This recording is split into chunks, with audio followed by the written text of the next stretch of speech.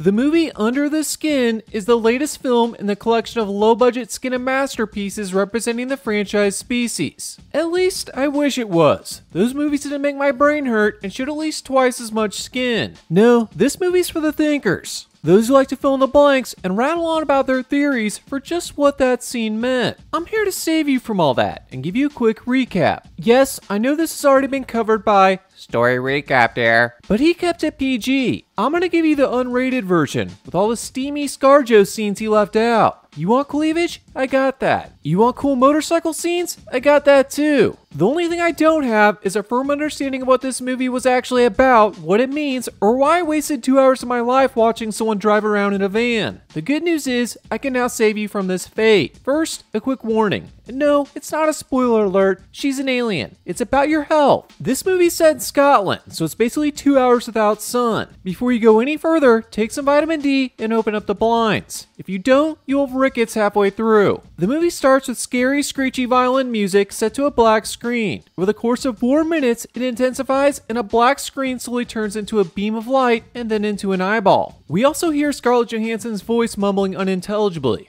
Film. They're basically letting you know right away that you should strap the fuck in because this is going to be a disturbing ride. After that weird intro, we cut to a dark, remote, rural area. Then bang, back with the violins.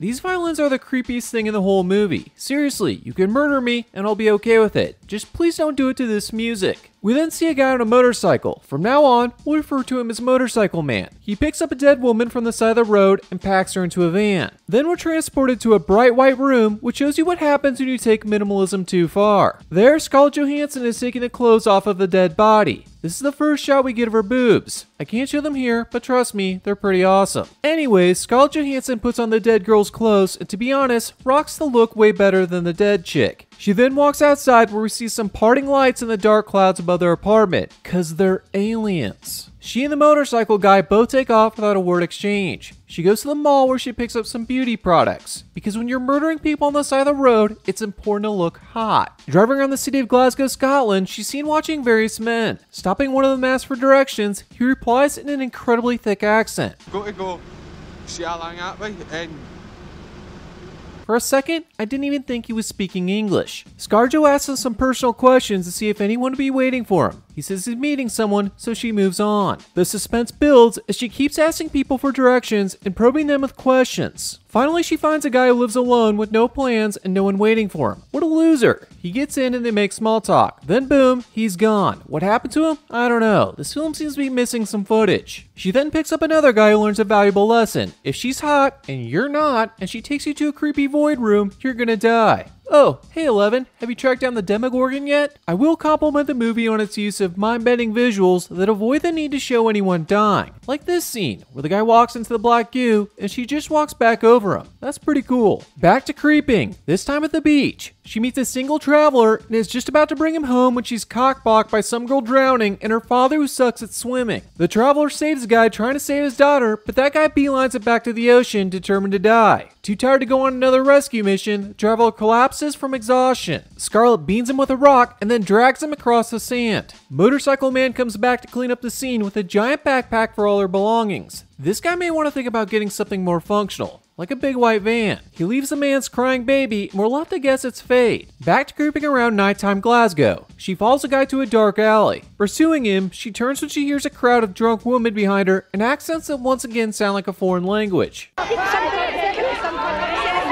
Even the subtitles guy doesn't know what they're saying. Whatever they do say convinces her to join them at the club where she's approached by the very same guy she was stalking mere moments ago. He offers to buy her a drink and then shows off his sick dance moves.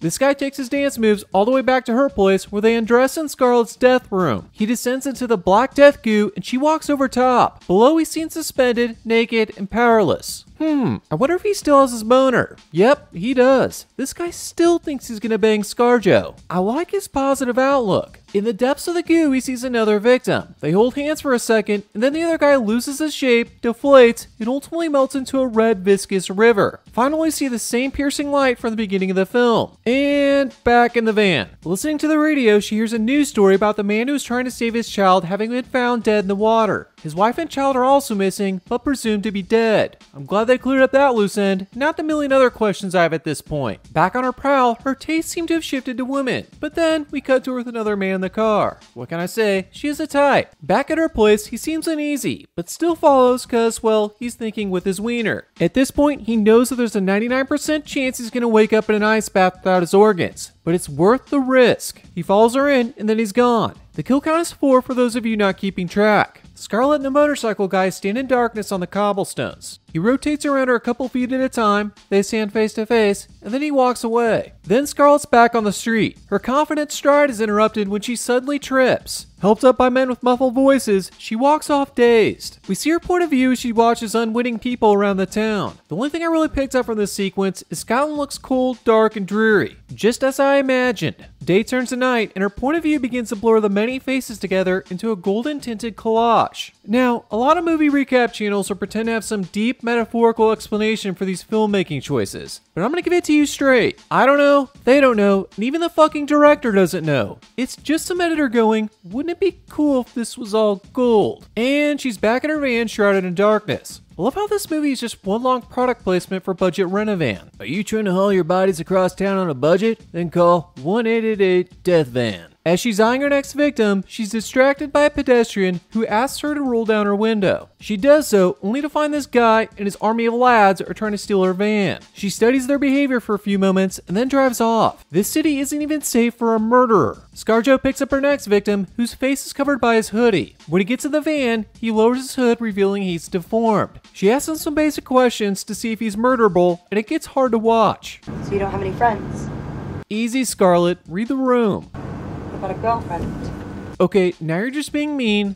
When was the last time you touched someone? Just kill him already. This is brutal. She turns to the flirting by putting his hand on her face. He says she feels cold, but when she presses him, he says he'd like to do it again. She offers him a touch of her neck, which he likes, and she takes him back home. In the black room, she orders him to come to her. He asks if they're dreaming, and she replies, yes, we are. He walks after her into the goo, and we're left to pretty much assume he's her latest victim. At least she got naked for him. The other guys just got a tease. We see a black figure, then her. Then Scarlett leaves. It's almost like they're trying to tell you that the black figure is her or something. She takes a long look at herself in the dark mirror and then fixates on a fly buzzing down the hall by the door. Does this have any significance? Probably. What's the significance? I have no idea. Following this, we see the naked deformed man make his way outside. I guess she didn't kill him after all. He stands in the yard and Scarlett gets back in the van. We then see the deformed man walking naked through the brush overlooking the city. The motorcycle man arrives at a house, parks in a driveway, breaks the window of a car, and opens its trunk. He then charges towards the back of the house where he finds the deformed man entering the backyard. Motorcycle man stuffs the deformed man into the trunk and drives away. This is all seen by the woman across the street who seems to disapprove of this whole murder thing.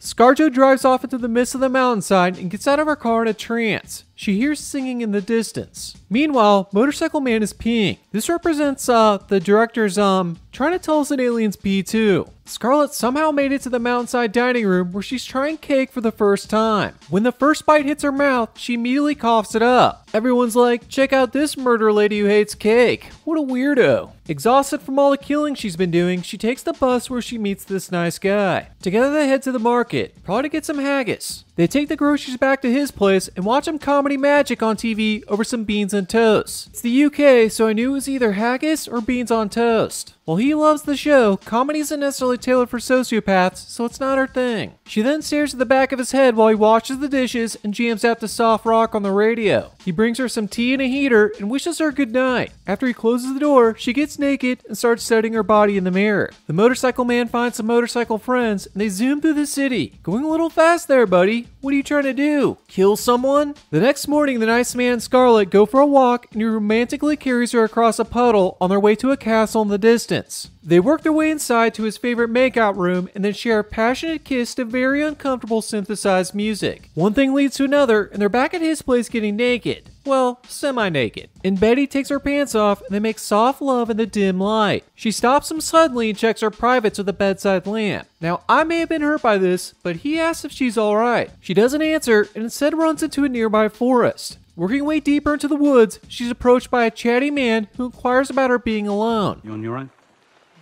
Yeah, on your own? Oh, it's a nice place if you want some solitude.